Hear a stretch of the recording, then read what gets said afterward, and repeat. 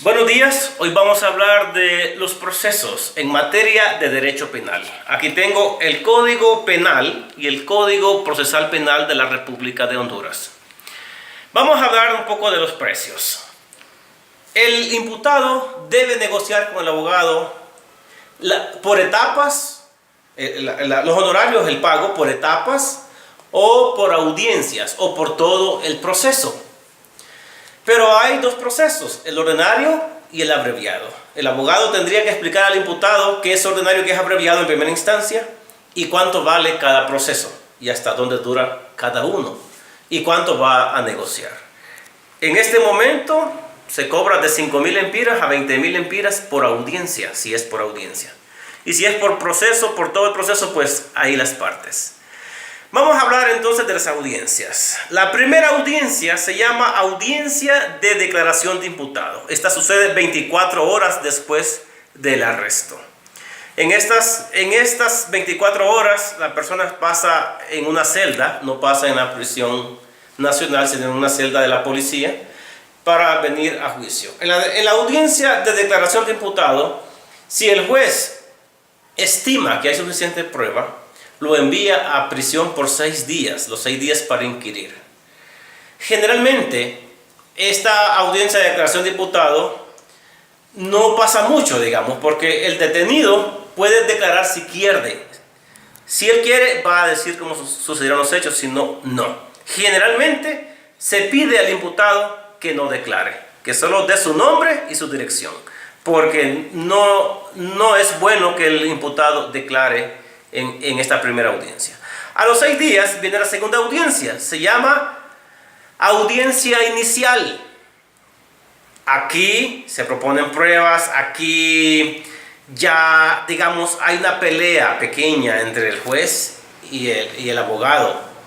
Y si el juez estima que hay suficiente prueba, lo envía a prisión. Esta prisión se llama prisión preventiva, esta condena.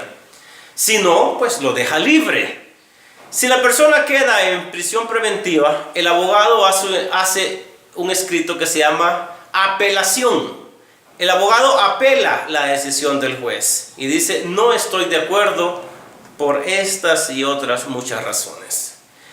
Si la apelación tiene fuerza, pues el imputado queda libre, lo mandan a dejar en libertad. De lo contrario, continúa en prisión y se desarrolla la tercera audiencia, que se llama audiencia preliminar. Pero antes de hablar de la audiencia preliminar, pasemos a la audiencia inicial. Si la condena apunta, digamos, si el delito, la condena apunta a 5 años en la cárcel, eso quiere decir que este delito puede pagarse con dinero, tiene fianza. Si es un delito, por ejemplo, portación ilegal de armas, ya se sabe que es de 4 a 5 años a 6 años y la condena apunta a 5 años, entonces ahí mismo se pacta una fianza con el juez y el imputado puede quedar libre si el delito es pequeño. Si el delito es pequeño, es fiable, se paga, no pasa a audiencia preliminar. Volvamos a la audiencia tercera. La audiencia preliminar, entonces, ya que hablamos de delitos grandes, donde ya el juez no puede dejar libre tan fácilmente al imputado. En esta tercera audiencia, el imputado va a decidir si va a aceptar los cargos o los va a negar. Si los acepta, se llama el proceso abreviado. Si los niega, se va por el proceso ordinario. Si el imputado acepta los cargos y declara y colabora con la justicia, entonces recibe menos una tercera parte de la condena. Entonces, luego por buena conducta, sale un poco más rápido. Si se va por el ordinario, entonces va a la audiencia de juicio oral y público. Generalmente son 2 o 3 audiencias donde la persona es vencida en juicio o la persona demuestra que es inocente. En las audiencias de juicio oral y público, ahí se pelea, se muestran pruebas, se interrogan los testigos y el juez ahí estima si es de dejar en prisión o es de dejar en libertad al condenado. Por eso es que yo digo, si el abogado está garantizando que va a dejar libre al detenido, está cometiendo un error, porque no se sabe qué va a pasar en juicio oral y público. No se sabe qué elementos van a surgir a favor o en contra. Por lo tanto, se recomienda no dar falsas esperanzas al detenido. Al detenido hay que decirle la verdad, que no se sabe. No se sabe, porque si fuese un delito pequeño, puede salir en la primera o segunda audiencia. Pero si es un delito grande, lo más seguro que puede ser vencido en juicio. Por eso es decisión del imputado. El abogado siempre va a cobrar sus honorarios si el caso se pierde o se gane.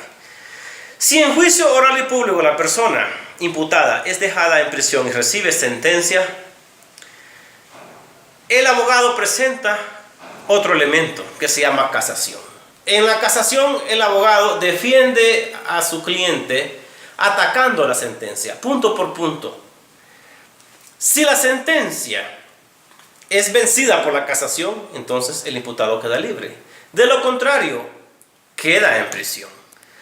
Si durante unos meses o años, durante la condena, surge un elemento que favorece al reo, puede ser un video, una fotografía, un elemento que ayuda a demostrar su inocencia, el abogado interpone otro recurso que se llama revisión de caso. En la revisión de caso, el abogado pide al juez que revise el expediente porque ha surgido un elemento. Si el elemento tiene fuerza, pues se da la libertad al detenido, si no, continúa cumpliendo su sentencia firme. Una vez que ha pasado el tiempo de lo que llamamos los derechos adquiridos, una vez que la persona ha cumplido más digamos, la mitad más la mitad de la condena, la persona puede pedir lo que se llama preliberación. La preliberación antecede a lo que se llama libertad condicional. Son tres etapas finales: preliberación, libertad condicional y carta de libertad. La preliberación como la libertad condicional ya vienen en la sentencia. El abogado solo tiene que leer la sentencia y buscar un mes antes de que se cumplan los procesos para pedir la preliberación. La preliberación son fines de semana libre. La libertad condicional generalmente es que esté firmando un día a la semana en los juzgados de la ciudad o en la posta policial del pueblo. Una vez que la persona obtiene la carta de libertad, le falta un proceso. Se llama pasar los antecedentes penales a pasivo. Es un proceso aparte que lo puede hacer cualquier abogado o el mismo abogado que ha llevado el caso. Generalmente lo hace otro abogado.